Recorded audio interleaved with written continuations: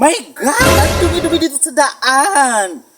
Ano nangyari dito sa kapitan? Bakit hindi makapalinis dito sa ikanlang mga tanod? Ang dumi-dumi, oh!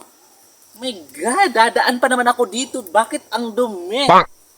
Ano nangyari dito?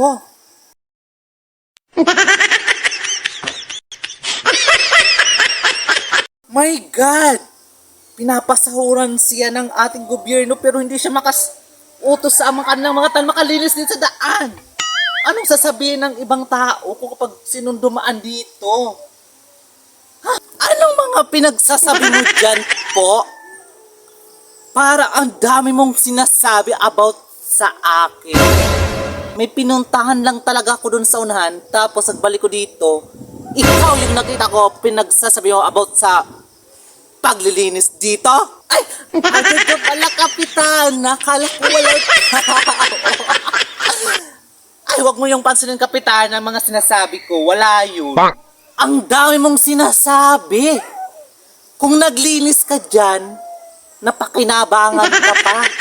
Hindi panay kung ano-anong mga pinagsasabi mo about sa akin, na ako nga busy dun para dun meron kayong makakain sa barangay nyo.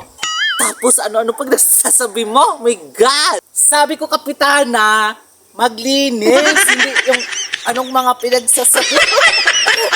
Ito, dapat kunin to. Itapon dun sa tamang lagyan, isegregate. Diba, kapitana? Tama, diba? Buti pa naisipan mo, umuwi ka na sa inyo. Kesa dito ka sa daan, ingay. Para kang baliw. Sige, kapitana, uwi na ako ha, kasi nagluluto pa ako sa bahay, darating yung mga anak ko. Tapon ko na to sa tamang tapunan ng kapitana. Sige, kapitana, bye-bye. We! Pangit ito. Anong mga pinagsasabi? Tsaka naman.